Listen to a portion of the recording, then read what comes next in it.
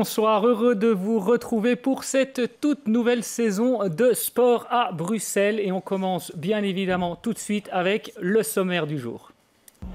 À Wash-Leuven, le White Star a subi sa première défaite de la saison avec les honneurs. Wellington-Léopold 0-3 ou l'apprenti qui rencontre le revanchard. Face au Dering, Loré a perdu mais prouvé toutes ses qualités. Futsal D1, le Gijonesa Anderlecht a parfaitement réussi son entrée dans la cour des grands. Et on passe à présent à notre chapitre hockey, puisque le hockey a repris il y a 2 semaines. Cette saison, 2 changements en division d'honneur avec l'arrivée de 2 nouveaux clubs bruxellois, Loré et le Wellington, aux côtés des 3 anciens, le Léopold, le Racing, le Dering. Arnaud Gabriel vous propose brièvement d'écouter les enjeux ainsi que les perspectives de nos clubs bruxellois cette saison. Bien oui Arnaud, la saison s'annonce passionnante en hockey forcément. 12 équipes dans ce championnat de division d'honneur. Et parmi ces 12 équipes, il y a 5 Bruxellois. Rendez-vous compte, c'est pratiquement un derby chaque semaine assuré. Alors parmi ces 5 équipes, on retrouve forcément le Léo qui aimerait venir arracher un titre. Ça fait 10 ans qu'ils attendent ce moment-là, 10 ans qu'ils n'ont plus décroché de titre. Et pourtant, c'est le club le plus titré du championnat de Belgique. Le Racing aimerait se racheter par rapport à l'année dernière, faire encore mieux. Le Dering a pris goût à la victoire, aimerait aussi faire mieux et atteindre une finale, si pas plus, si affinité. Et puis alors on a les 2 nouveaux, les 2 promus qui sont aussi bruxellois, à savoir Loré et le Wellington. Ces 2 clubs-là auront pour objectif essentiellement de conserver cette place dans la division d'honneur. C'est une saison de transition pour ces 2 clubs-là, une saison qui sera donc très importante aussi à suivre. Vous le constatez, vous l'aurez deviné, cette saison s'annonce très riche en émotions du côté de Bruxelles. Voilà, et c'est Jean-Philippe Brulé de Loré et Raphaël Lemis du Wellington qui m'ont rejoint sur ce plateau. Bonsoir messieurs. Bonsoir. Alors simplement une toute petite question avant de passer au résumé de vos équipes respectives. Qualifiez en un mot les 2 premiers matchs de votre équipe. Encourageante. Prometteur, mais pas suffisant. Ok, eh bien on va voir tout ça en images et on commence tout de suite du côté du Wellington, un derby uclois contre le Léopold ce dimanche, un Léo au taquet en ce début de saison. On voit tout ça avec Arnaud Gabriel et Thomas Detourbe. Plainevaux encore, il passe à droite, c'est bien, premier tir du match et premier arrêt, bien joué. Dans le demi-cercle, il se retourne, il tire et c'était bien joué, bien tenté. Ce tir il était puissant, Main Frank. Justement, l'un des nouveaux de cette équipe, je vous le disais. Le centre maintenant, c'est bien fait. Oh là là, on est passé tout près là du premier but du côté du Well. Lewis Seaton. Silence, concentration. C'est chaud, ça brûle. Elle est bien bloquée. Elle part très bien. Elle échoue contre la latte. Très beau tir là de Gordon Johnson. On joue contre eux, on n'est pas en train de se prendre... on n'est pas en train de se faire dominer pendant 70 minutes, donc on est loin d'être ridicule. Ce qui nous manque, c'est clairement la lucidité dans le cercle. Eux, ils ont une rapidité d'exécution beaucoup plus élevée que la nôtre. Et ça se paye cash. Si on ne marque pas de goal, on perd et c'est fini, quoi. Bien joué. La frappe et le tir, mais quel but somptueux de Plainevaux. Et voilà le Léo qui mène à la marque dans cette partie. Et Dimitri Cuvelier maintenant, est-ce qu'il va pouvoir se reculer, se retourner? Oui. Et le tir, une nouvelle fois, quel tir qui amène ce second but.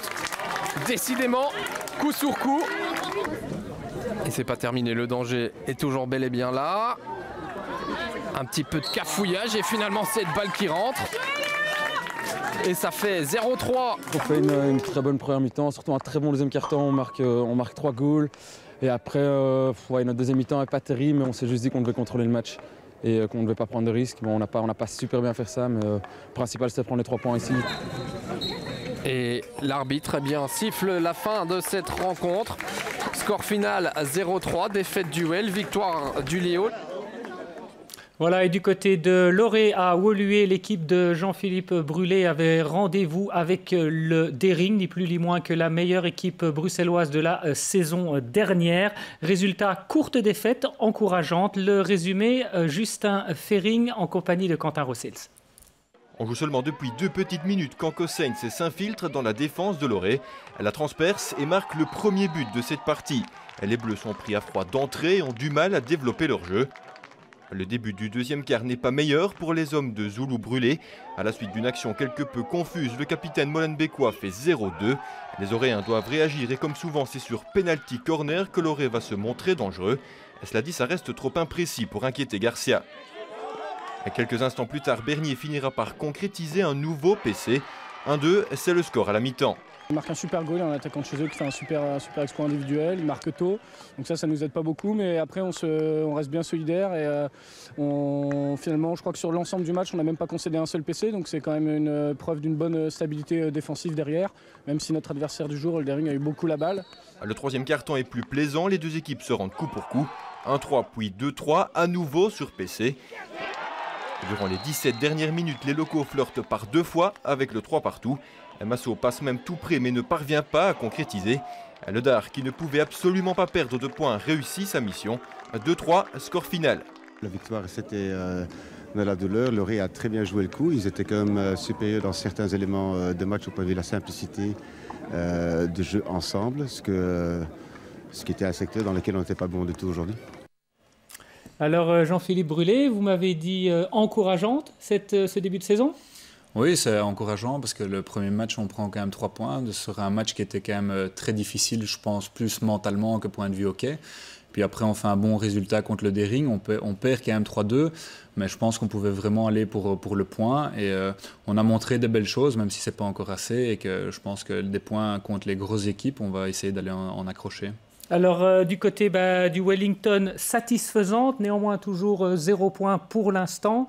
Satisfaisante, mais pas suffisante, c'est ce que vous m'avez dit. C'est ça, mais je pense que nos 2 premiers matchs au niveau du jeu qu'on a proposé étaient quand même pas trop mal. On a encore beaucoup de secteurs, surtout offensivement, et ce qu'on appelle le goal scoring à travailler et à améliorer. Et la moindre erreur dans cette division d'honneur se paye cash. Donc les résultats, on perd 5-2 contre Loré, 3-0 contre le Léo hier, ont l'air sévères, mais on a quand même proposé des belles choses sur cette deuxième mi-temps hier. On fait 0-0, on a été beaucoup plus agressif. On a quand même 2 poteaux et une latte sur tout le match. Donc voilà, on a des bonnes choses, on a montré des bonnes choses. Maintenant, il faut que les points arrivent. C'est important pour les joueurs, c'est important pour nous aussi. Alors Raphaël Miss, le Wellington, donc, certainement dans tous les secteurs, mais quel est son gros point faible et plutôt son point fort pour entamer cette saison en division d'honneur? Je crois que le gros point faible chez nous, c'est un certain manque d'expérience quand même, parce qu'on a beaucoup de jeunes très talentueux qui ont montré des très très belles choses l'année dernière et ce début d'année qui est vraiment intéressant. Maintenant, ils ont un manque d'expérience flagrant et contre des grosses équipes qui ont l'habitude de jouer à ce niveau, voilà, ça se voit. Et je pense par contre que notre point fort, c'est notre envie d'apprendre et notre envie de travailler, parce qu'on a fait une très très bonne prépa. Voilà, les garçons se sont dépensés sans compter et ça ne peut que porter ses fruits à un moment ou à un autre. Alors Jean-Philippe Brulé, j'ai envie de vous poser une question. Vous étiez coach de l'équipe nationale dames. Est-ce que, notamment le fait de venir à Loré, est-ce qu'il y avait des conditions? Parce qu'on sait qu'à Loré, souvent on chipe les jeunes. Cette année, ça n'a pas été le cas et Loré a recruté 4 joueurs de Lille, des internationaux. Est-ce que c'était une des conditions pour vous de venir à Loré? C'était pas la première condition. Je pense que le club avait envie de changement, l'équipe avait envie de changement après 3 années avec un entraîneur. Après, quand on a eu des discussions, c'était clair que le noyau devait s'étoffer pour avoir un objectif précis. C'était rester en honneur. Si on n'avait pas eu ces renforts, je pense que le message n'aurait pas été assez clair vis-à-vis du groupe et qu'alors les jeunes auraient pris la décision de partir. On a eu un objectif très clair. Les jeunes sont restés, les renforts sont là.